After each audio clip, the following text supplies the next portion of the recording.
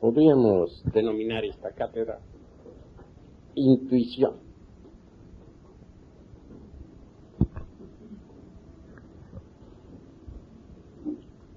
Ante todo, hemos de empezar por la base, el hombre. ¿De dónde venimos? ¿Para dónde vamos? ¿Cuál es el objeto de nuestra existencia? ¿Para qué existimos? ¿Por qué existimos? Hay una serie de interrogantes que debemos aclarar y resolver.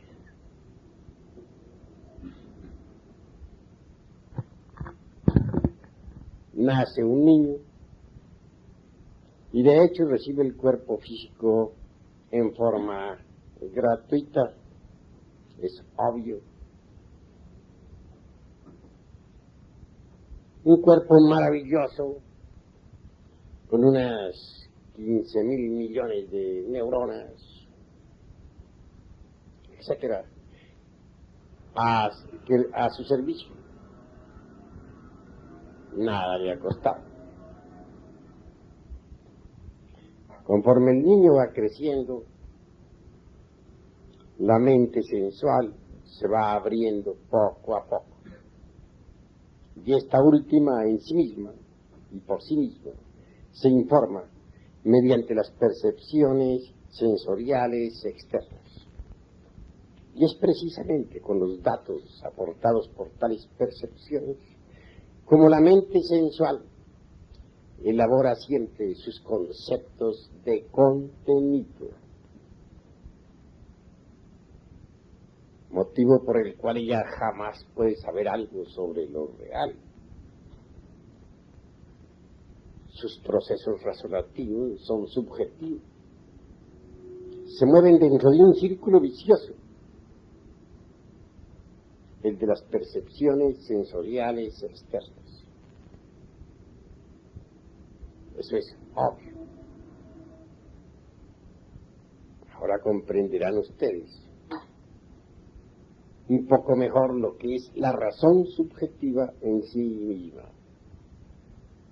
Más allá de hacerse una plena diferenciación entre razón subjetiva y razón objetiva. Es obvio que el niño tiene que pasar por todos los procesos educacionales, kinder, primaria, secundaria, prepa y hasta universidad. La razón subjetiva se nutre con todos los datos que las distintas instituciones escolásticas le aportan. Es en verdad que ningún instituto docente podría dar al niño o al joven o al adolescente datos exactos sobre eso que no es del tiempo, sobre eso que es lo real. En verdad, hermanos, que las especulaciones de la razón subjetiva vienen a conducir, pues, al intelectual, al terreno absurdo, dijéramos, del utopismo, o en el mejor de los casos, de las simples opiniones de tipo subjetivo, etc. Mas nunca a la experiencia verdadera de eso que no es del tiempo, de eso que es la verdad. En cambio, la razón objetiva, que desgraciadamente no recibe ninguna instrucción, para la cual no hay escuelas, permanece siempre abandonada. Indubitablemente, los procesos razonativos de la razón objetiva, obviamente, nos conducen, dijéramos, a postulados exactos y perfectos. Pero el niño, desde el principio, es educado subjetivamente. Para él no existe ninguna forma de instrucción superior.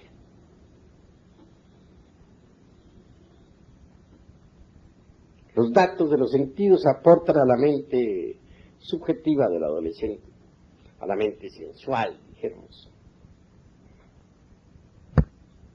Todas las cuestiones escolásticas, de familia, etcétera, que son meramente empíricas y subjetivas. Y eso es lo lamentable. En principio el niño no ha perdido todavía la capacidad de asombro. Obviamente se asombra ante cualquier fenómeno. Un hermoso juguete despierta en él ese asombro. Se divierten los niños con sus juguetes. Más conforme va creciendo, conforme su mente sensual va recibiendo datos de la escuela, del colegio, la capacidad de asombro va desapareciendo. Y al fin llega el instante en que el niño se convierte en joven, y el joven ya ha perdido por completo esa capacidad. Desafortunadamente, los datos que uno recibe en los colegios, en las escuelas, en los centros educacionales, solo sirven para nutrir, como ya dije, la mente sensual. Pero nada más. De esa forma, y con esos sistemas de educación actuales, lo único que realmente se logra es forjarnos en la escuela, en la academia, en la universidad, una personalidad artificiosa. Téngase en cuenta, mis caros hermanos, que en realidad de verdad los conocimientos que se estudian en humanidades jamás servirían para formar al hombre psicológico. En nombre de la verdad hemos de decir claramente que las materias que se estudian actualmente en los institutos docentes no tienen relación alguna con las distintas partes del ser. Por eso es que solo sirven para falsear los 5 cilindros de la máquina orgánica, quitarnos la capacidad de asombro, desarrollar la mente sensual, forjar en nosotros una personalidad falsa. Y eso es todo.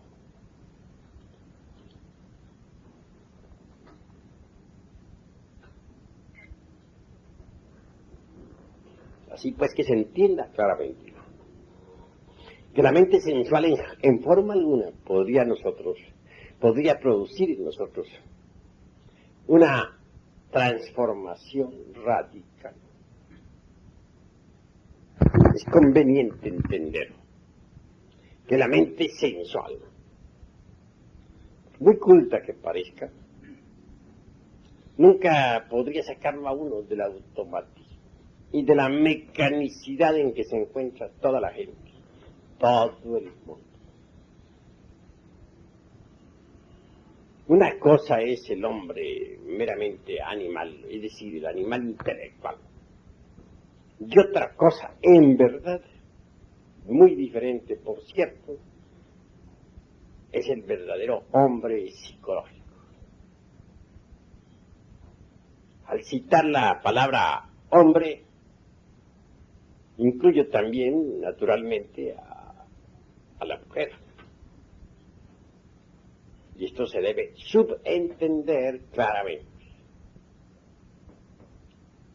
Nacemos con un cuerpo físico maravilloso, pero en realidad de verdad necesitamos hacer algo más.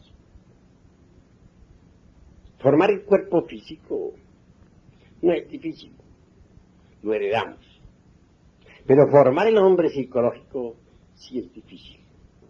Para formar el cuerpo físico no necesitamos trabajar sobre sí mismos. Pero para formar al hombre psicológico sí debemos trabajar en sí mismos. Eso es obvio. Se trata pues de organizar la psiquis que está desordenada para crear el hombre psicológico, que es el verdadero hombre en el sentido más completo de la palabra. Decía el maestro Gurdjieff que la máquina orgánica no tiene ninguna psicología. Tengo que disentir bastante con él en esa cuestión. Sí existe psicología en cualquier máquina orgánica llamada hombre, equivocadamente, por cierto. Lo que sucede es que está desorganizada. Esto es distinto. Organizar esa psicología dentro del animal intelectual es lo urgente, lo inaplazable, lo impostergable. Si es que queremos en verdad crear el verdadero hombre, que es el hombre psicológico. Distíngase pues entre el animal intelectual, equivocadamente llamado hombre, y el verdadero y auténtico hombre psicológico.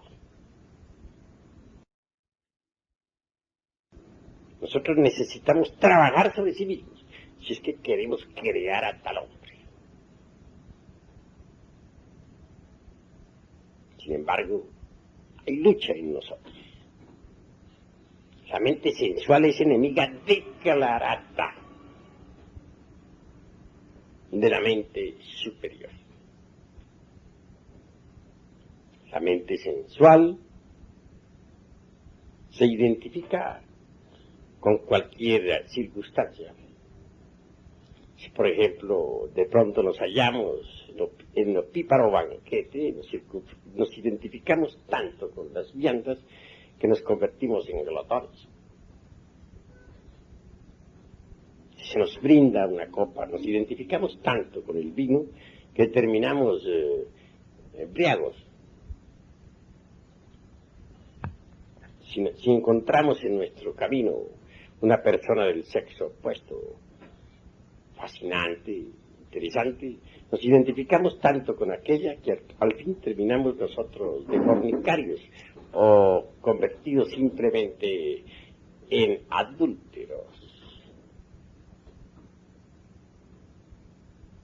En estas circunstancias, y de este modo, no es posible crear al hombre psicológico. Si por alguna parte hemos de iniciar el trabajo de crear al hombre psicológico, será en realidad de verdad, trabajando sobre sí mismos, no identificándonos jamás con ninguna circunstancia, y autoobservarnos de instante en instante, de momento en momento. Hay quienes hierran el camino. Existen sociedades, escuelas, órdenes, logias, religiones, sectas, que pretenden organizar la psiquis humana.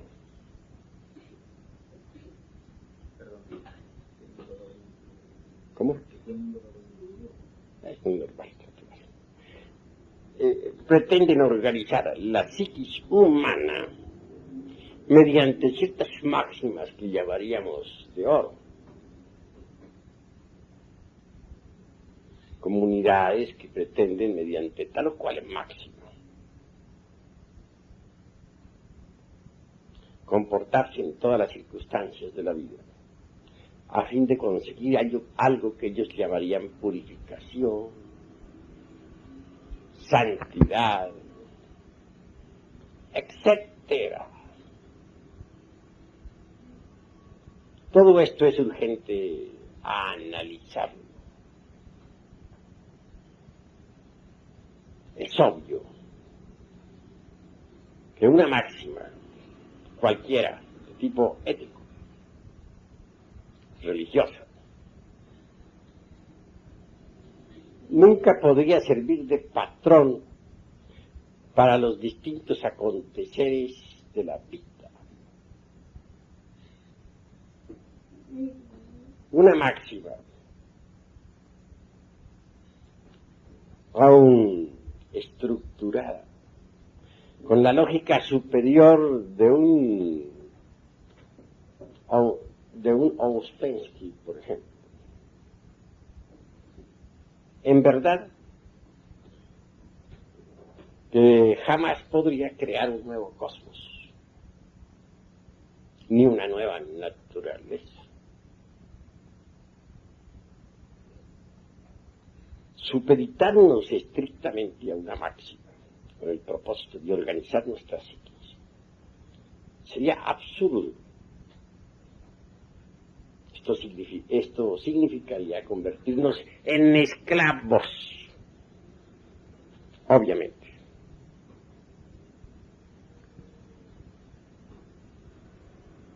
De manera que conviene que reflexionemos sobre muchos catálogos éticos, códigos morales, con máximas de oro. Ellas no pueden transformar, o todas esas reglas o máximas jamás pueden transformar a nadie. Eso es obvio. Además, hay factores que hay que analizar antes de poder entrar uno en el trabajo de organizar la psiquis. Incuestionablemente, un enunciado demostrativo, por ejemplo, por muy rico que él fuese, perfecto, podría ser falso. Y lo que es peor, intencionalmente falso.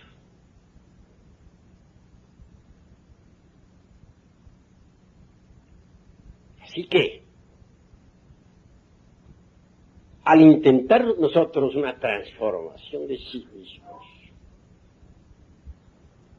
tenemos que volvernos un poco más individuales. No quiero decir egoístas.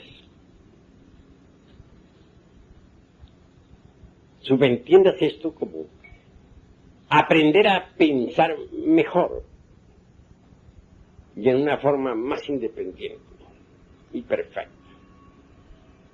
Que muchas sentencias sagradas, máximas de oro, como ya dije, aforismos que todo el mundo considera perfectos, realmente no podrían servir de patrón de medida para conseguir una transformación auténtica y una organización de la psiquis dentro de nosotros.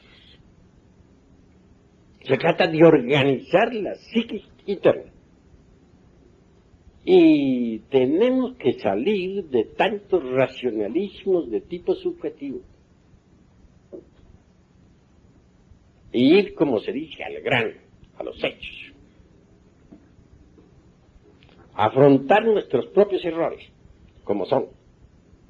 No querer nunca justo. Entonces sí, podemos trabajar sobre sí mismos para conseguir la organización del hombre psicológico y dejar de ser meros animales intelectuales como hasta ahora somos.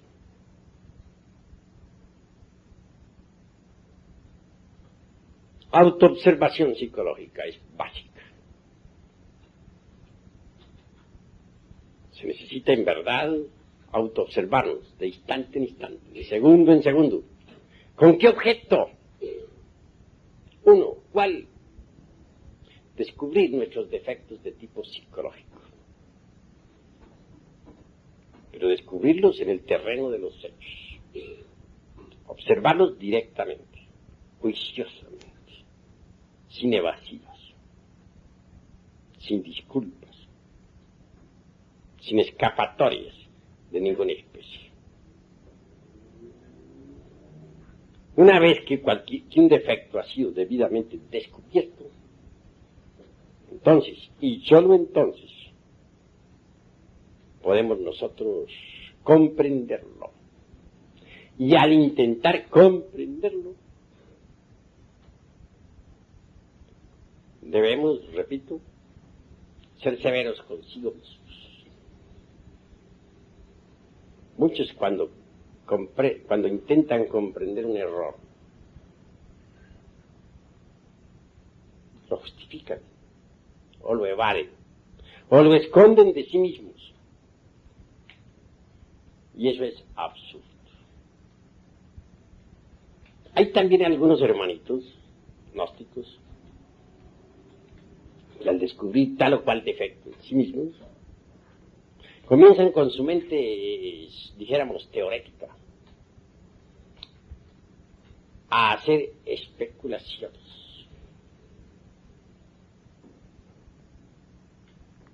Y eso es gravísimo, porque como ya dije, lo repito, hasta ahora, en este momento, las especulaciones de la mente meramente subjetiva van a desembocar forzosamente en el terreno del utopismo. Eso es claro. Sí, pues, si se quiere entender un error, las especulaciones meramente subjetivas deben ser eliminadas. Para que sean eliminadas se necesita haber observado el error directamente. Solo así, mediante una correcta observación, es posible corregir la tendencia a la especulación.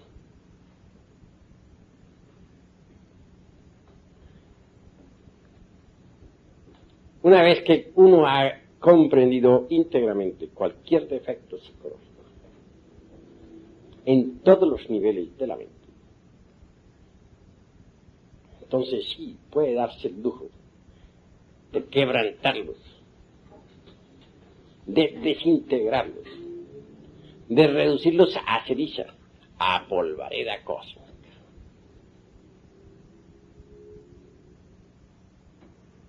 Sin embargo, no debemos olvidar nunca que la mente por sí misma no puede alterar radicalmente ningún defecto. Nunca. La mente por sí misma puede rotular cualquier defecto con distintos nombres. Puede pasarlo de un nivel a otro, esconderlo de sí misma, esconderlo de los demás, pero nunca desintegrarlo. Muchas veces les he hablado aquí, les he dicho que necesitamos de un poder que sea superior a la mente, de un poder que en verdad pueda reducir a cenizas a cualquier defecto de tipo psicológico. Afortunadamente ese poder existe en el fondo de nuestra psiquis.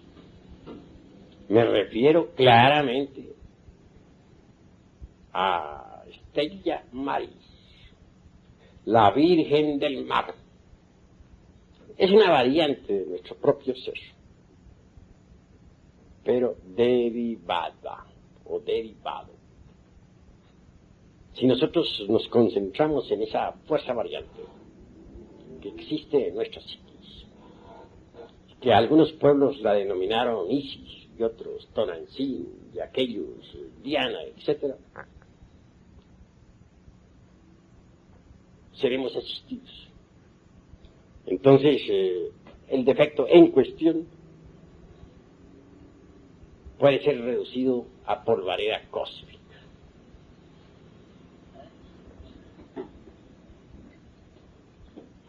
Cualquier agregado psíquico viva personificación de tal o cual error.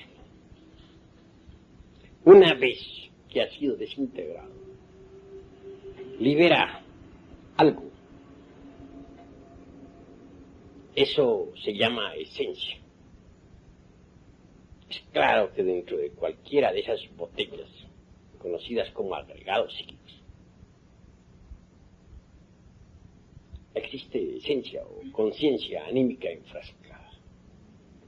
O sea, al quebrantarse este o aquel error, el porcentaje de esencia allí depositado o embotellado es liberado. Cada vez que un porcentaje de esencia búdica es liberada, aumenta de hecho y por derecho propio el porcentaje de conciencia. Y así conforme nosotros vamos quebrantando los agregados psíquicos, el porcentaje de conciencia despierta se irá multiplicando. Y cuando la totalidad de los agregados psíquicos sea reducida a cenizas, la conciencia habrá despertado también en su totalidad. Si tan solo hemos quebrantado un 50% de elementos psíquicos inhumanos, indeseables, poseeremos obviamente un 50% de conciencia objetiva, despierta. Mas si nosotros conseguimos quebrantar el 100% de los agregados psíquicos indeseables, lograremos de hecho y por derecho propio un 100% de conciencia objetiva. Así es que a base de multiplicaciones incesantes, nuestra conciencia irá resplandeciendo cada vez más. Eso es obvio. Lograr el absoluto despertar es lo que queremos nosotros. Y es posible lograrlo si marchamos por el camino correcto. De lo contrario, no sería posible lograrlo. Eso es claro. En todo caso,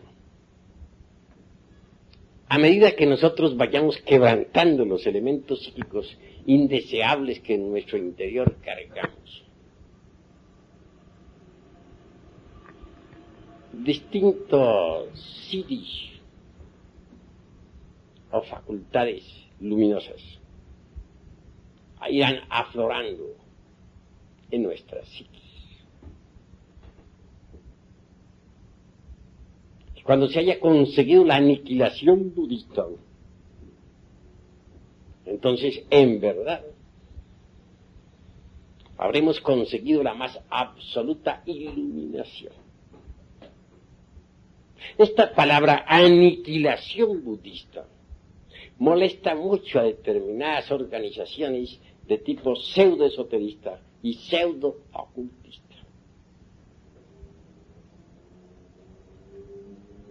A nosotros, en vez de fastidiarnos tal palabra, nos agrada realmente. Conseguir el 100%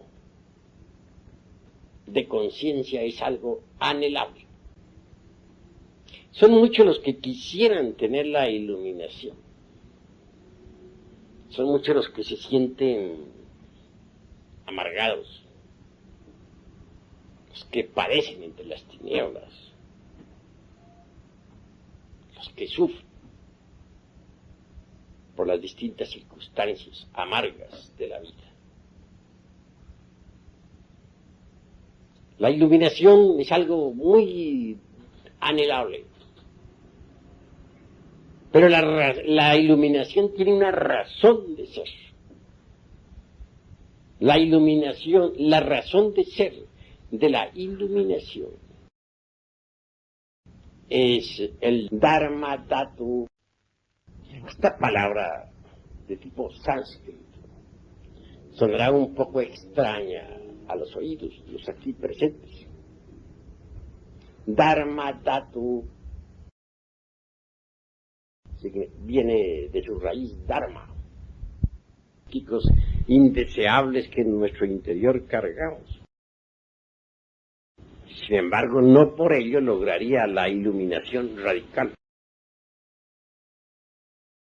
Aquí entra en juego eso que se llama el tercer factor de la revolución de la conciencia, el del sacrificio por la humanidad. Si nosotros no nos sacrificamos por la humanidad, no sería posible conseguir la iluminación absoluta. Porque, repito, la razón de ser de la iluminación es el Dharma Dhatu. Es obvio que si desintegramos el ego, se nos paga. Es cierto y de toda verdad que si creamos los cuerpos existenciales superiores del ser, se nos paga. No podemos negar que si nosotros nos sacrificamos por nuestros semejantes, se nos paga. Todo eso es indubitable. Para conseguir la iluminación absoluta, se necesita trabajar con los tres factores de la revolución de la conciencia. Nacer, es decir, crear los vehículos existenciales superiores del ser. Morir, desintegrar el ego en su totalidad. Sacrificio por la humanidad. He ahí los tres factores de la revolución de la conciencia. Pero como les decía a ustedes, tenemos que saber trabajar sobre sí mismos. Eso es obvio. Necesitamos organizar al hombre psicológico dentro de sí mismos. Primero que todo, antes de conseguir nosotros la iluminación absoluta. El hombre psicológico debe nacer en nosotros. Y nace en nosotros cuando se organiza la psiquis. Hay que organizar la psiquis dentro de sí mismos, aquí y ahora. Si nosotros trabajamos correctamente y organizamos la psiquis. Por ejemplo, si no malgastamos las energías del centro emocional, si no malgastamos las energías de la mente o del cerebro motor instintivo sexual, es obvio que con tal reserva creamos o venimos a crear, a dar forma al segundo cuerpo psicológico en nosotros, un cuerpo para las emociones. Denominémoslo eidolor. Es indubitable que si nosotros nos libertamos de la mente sensual, conseguiremos en realidad de verdad ahorrar energías intelectuales, con las cuales podríamos nutrir al tercer cuerpo psicológico, a la mente individual. Y al pronunciarme contra la mente sensual, quiero que entiendan los hermanos claramente que no dejo de reconocer la utilidad de la mente sensual y que necesitamos vivir en perfecto equilibrio, saber manejar la mente superior y saber usar la mente sensual. Porque si uno no sabe usar la mente sensual, se olvida de que tiene que pagar la renta, se olvida de que debe comer para existir, se olvida de que tiene que vestirse, anda por la calle en el más completo desaliño, no cumple uno con sus deberes en la vida. Entonces la mente sensual es necesaria. Pero hay que saberla manejar inteligentemente, con equilibrio. Es decir, la mente superior y la mente sensual deben equilibrarse en la vida. Eso es obvio. Hay gentes que se preocupan únicamente por la mente superior.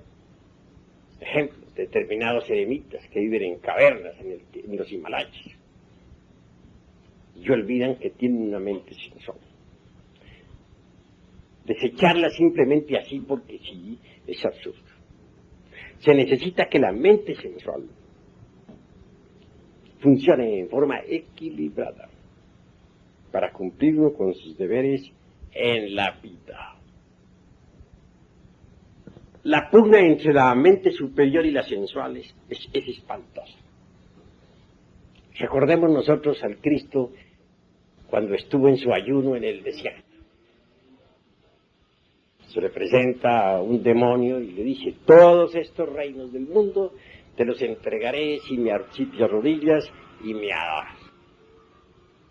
Es decir, la mente sensual tentándolo.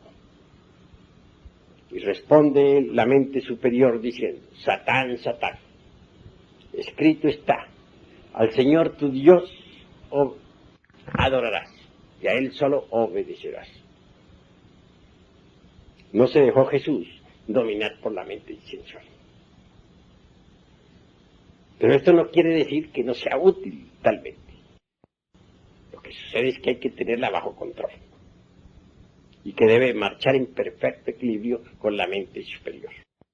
Al tratar de organizar al hombre psicológico, obviamente sucederá una pugna espantosa entre las dos mentes, la superior psicológica y la sensual.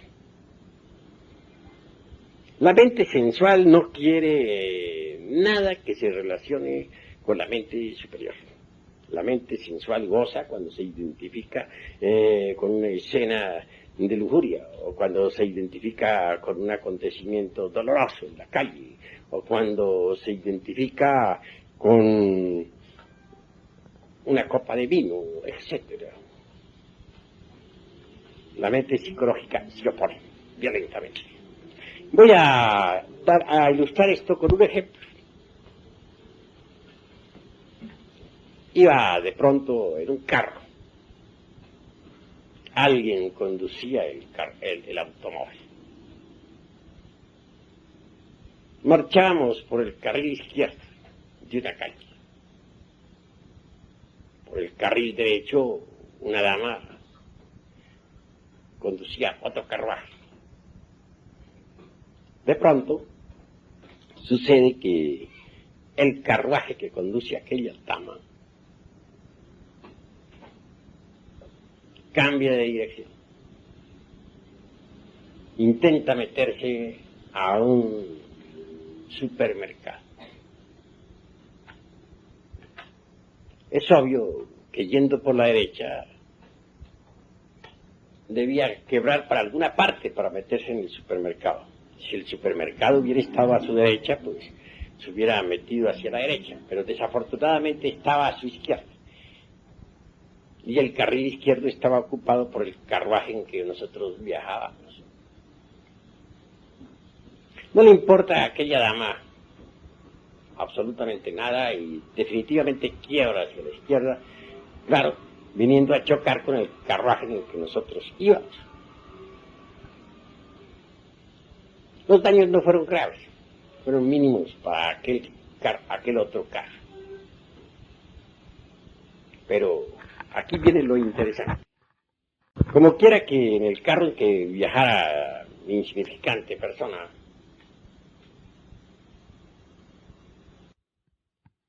el conductor reconoció no tener la culpa y en verdad no la tenía. Él no era culpable de que otro carruaje se le metiera por delante, quebrando violentamente en momentos en que él marchaba. Naturalmente, alegó eso a la dama en cuestión. La dama insistía en tener su razón. Claro, su razón era manifiestamente absurda. Y cualquier perito de tránsito la hubiera descalificado de inmediato. embargo, ella insistía. Llama al seguro de ella para arreglar el problema. Después de unas 2 horas el seguro no llegaba. La dama insistía en que se le pagaran unos 300 pesos, que costaba el daño, la reparación de su vehículo que ella misma había destruido. Los tripulantes del carro en que viajaba y su conductor definitivamente estaban airados en gran manera. Y aunque cualquiera de ellos hubiera podido pagarlo, no estaban dispuestos a hacerlo. Era tal la ira que tenía. Por mi parte, resolví no identificarme con aquella circunstancia. Pues nuestra disciplina psicológica, nuestro judo psicológico, dijéramos, nos indica que en tales casos uno no debe identificarse. Es obvio que permanecí sereno, de acuerdo con nuestro judo psicológico. Bueno, pero el tiempo se pasaba. 2 horas, y posiblemente muchas más. Tendríamos que aguardar, pues el seguro no aparecía. Al fin la dama aquella llegó muy respetuosamente hacia mí, pues yo que era el único que estaba sereno. Los demás tripulantes vociferaban. Me dice: señor, si me diera usted siquiera 300 pesos, dejamos esta cuestión a un lado, porque estoy perdiendo el tiempo, y todos lo estamos perdiendo. Le dije: observe usted la posición en que están esos 2 carros. Quería usted quebrar a la izquierda, debería haber traído el carril izquierdo. Pues usted va por el carril derecho. Y sin embargo intenta entrar a ese supermercado. No es posible entrar por el carril derecho cuando el izquierdo ha ocupado. Cualquier perito en tránsito la descalifica. Señor, pero ¿qué hacemos perdiendo el tiempo? No viene el seguro. Bueno, tome sus 300 pesos y vaya usted en santa paz. No hay problema, siga su viaje. Es obvio que hubo una protesta general de los tripulantes. Se indignaron no solamente contra aquella dama, sino contra mí también. Era tal el estado en que se encontraban que no podían menos que protestar. Se encontraban absolutamente identificados con la escena. Y claro que a mí me calificaron de tonto, etcétera, etcétera, etcétera, y otras tantas yemas.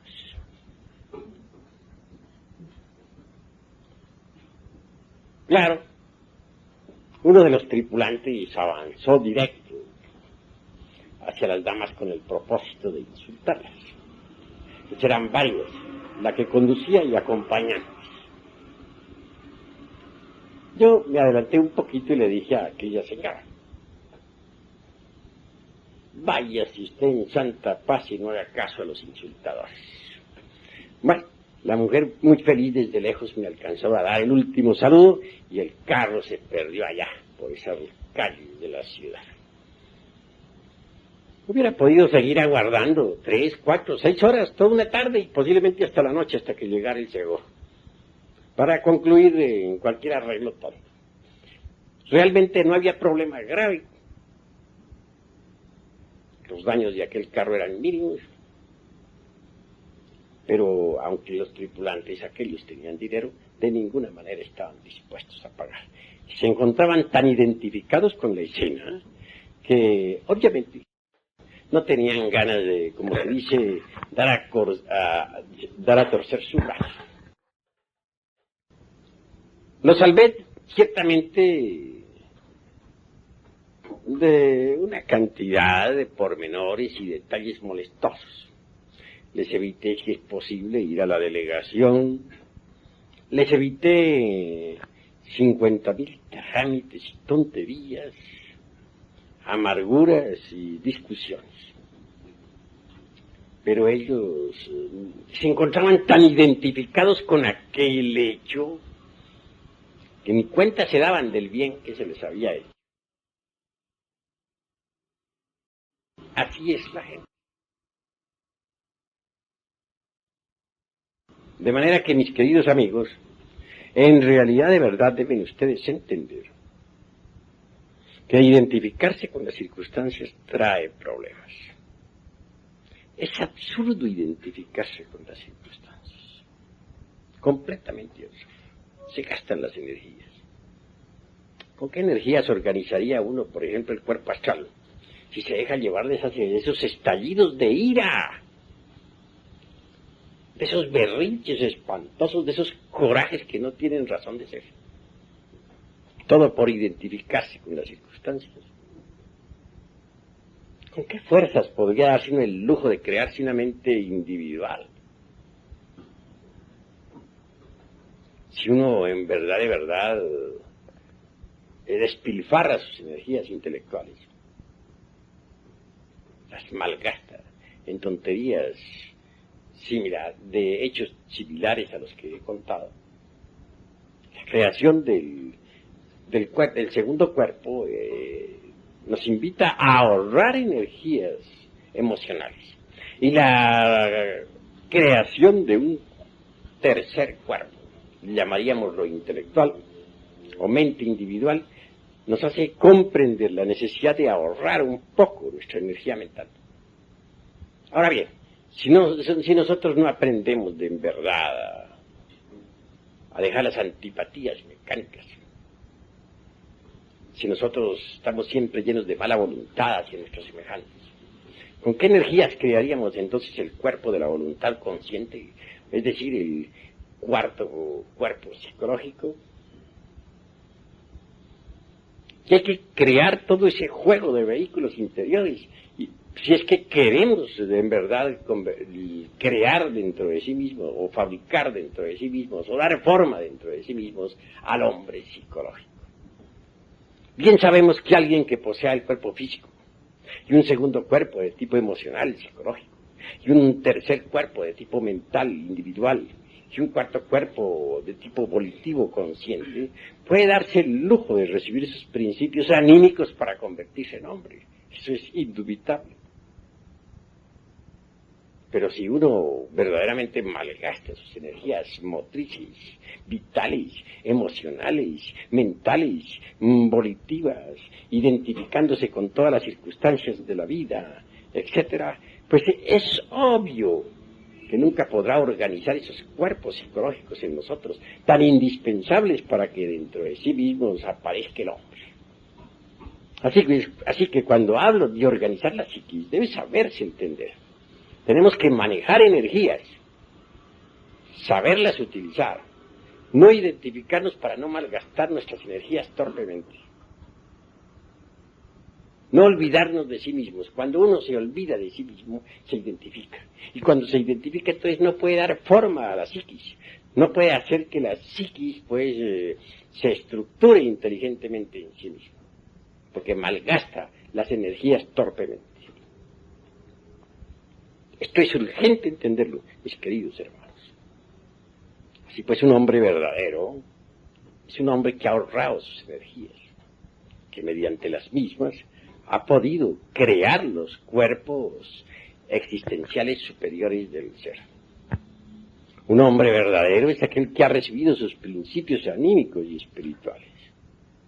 Un hombre perfecto es aquel que ha desintegrado, dijéramos, todos los elementos psíquicos inhumanos, y que en vez de tales elementos indeseables ha dado forma al hombre interior. El hombre interior es lo que cuenta. El hombre interior recibe su pago. La gran ley le paga.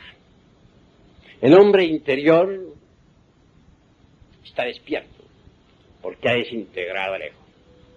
El hombre real, verdadero, que se sacrifica por sus semejantes, obviamente consigue la iluminación. Así, crear el hombre es lo primero. Es lo fundamental.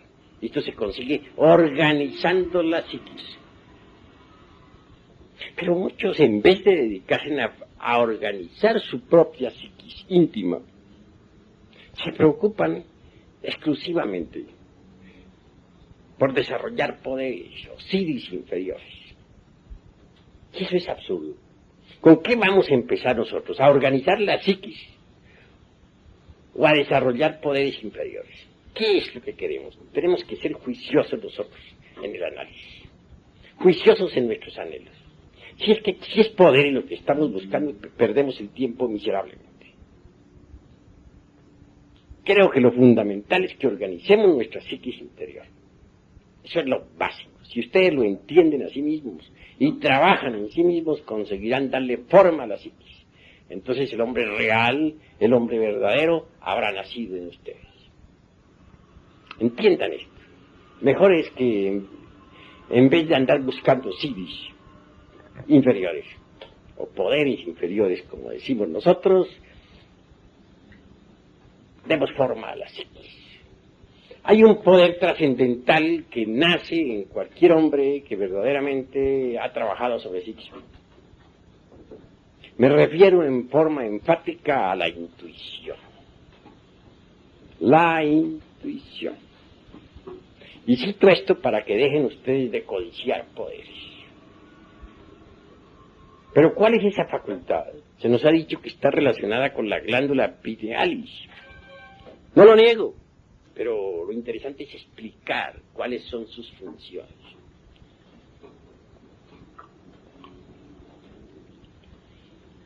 ¿Cómo definiríamos la intuición?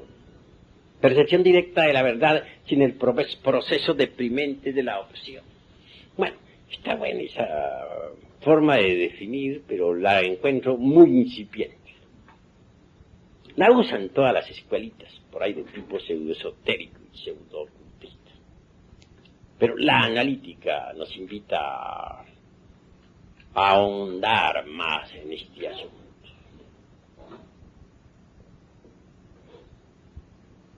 ¿Qué es la intuición? Es una facultad de interpenetración. Posiblemente Hegel, en su dialéctica, trate de definirla con aquello de los concretos universales. Pero me parece mejor definirla con la filosofía china, de la raza amarilla, pues. Una emperatriz china no entendía bien esta cuestión de la intuición. Un sabio le explicó que era la facultad de interpenetración.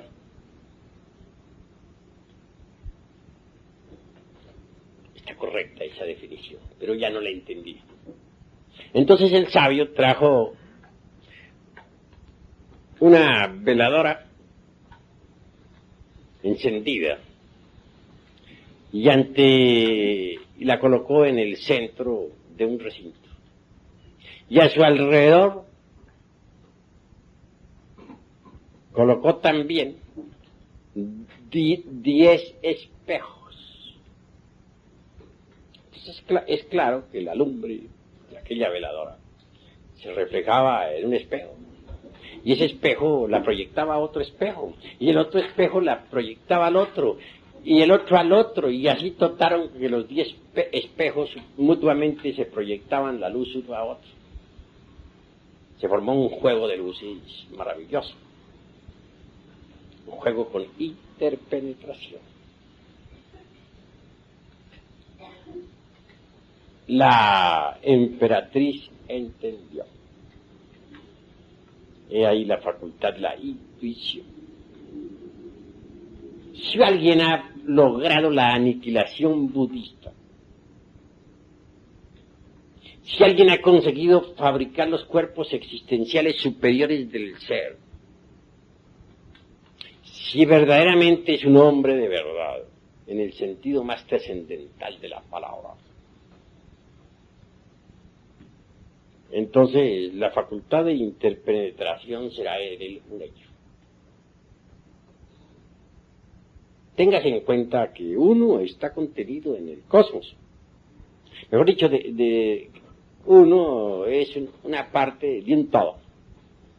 Dentro del microcosmos, hombre, hay mucho, existe mucho, y sin embargo la totalidad de uno no es sino una parte del todo. Ya sabemos que, por ejemplo, dentro del ayocosmos, o sea, el infinito, está contenido el macrocosmos. Dentro del macrocosmos, que es la Vía Láctea, está contenido, ¿qué es? El deuterocosmos, sistema solar. Dentro del deuterocosmos está contenido el sol cósmico. Y dentro de este está contenido, pues, el cosmos tierra, el mesocosmos. A su vez, dentro del mesocosmos está contenido el microcosmos hombre, y dentro del microcosmos hombre está contenido, pues, la vida de lo infinitamente pequeño, el triptocosmos. Como dentro de un cosmos hay otro cosmos, y dentro de ese cosmos hay otro. Y por todo hay 7 cosmos, unos contenidos en otros. De manera que dentro de nosotros hay un cosmos inferior. Eso es claro, el triptocosmos. Y un cosmos superior. Es claro, el mesocosmos.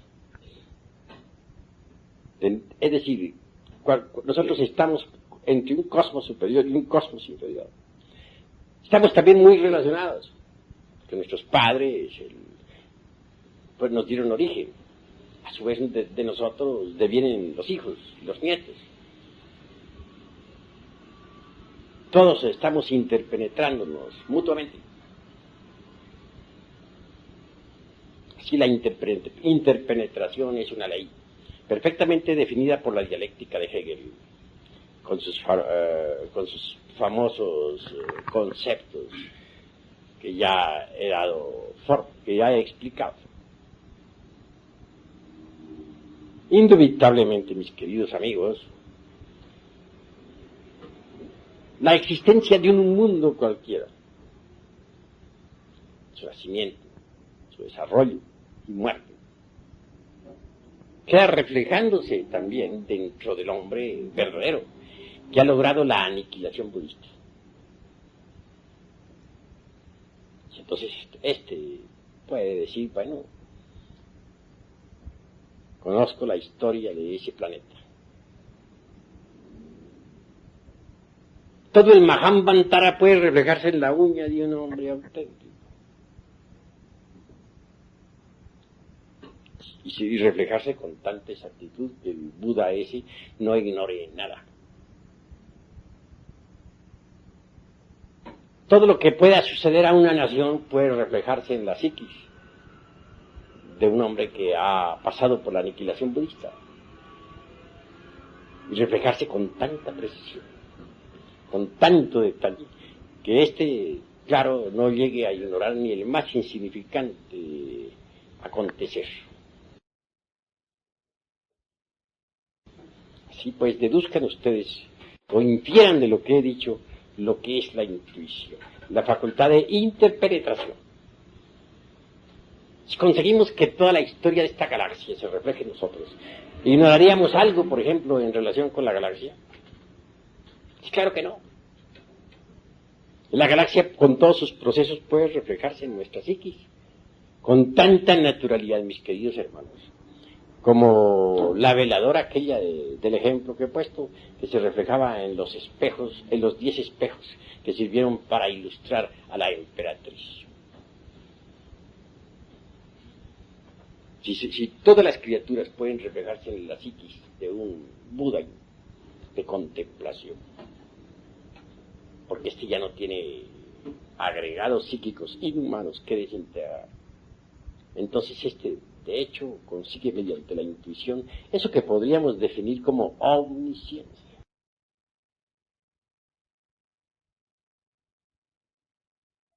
Llegar a la iluminación, pues es posible. Pero no olviden, mis queridos amigos, que la iluminación a su vez tiene sus leyes. La razón de ser de la iluminación es el Dharmatattva, es decir, el Dharma. Si uno se ha sacrificado por los mundos, si uno verdaderamente ha creado sus cuerpos existenciales superiores, si uno verdaderamente ha disuelto el ego, claro, recibe recompensa, ¡pam! Porque solamente en la región del Dharmatattva es posible la iluminación interior profunda. Así pues, como quiera que lo vital es que un día lleguen ustedes a la iluminación. Deben empezar desde ahora mismo por organizar su ciclo.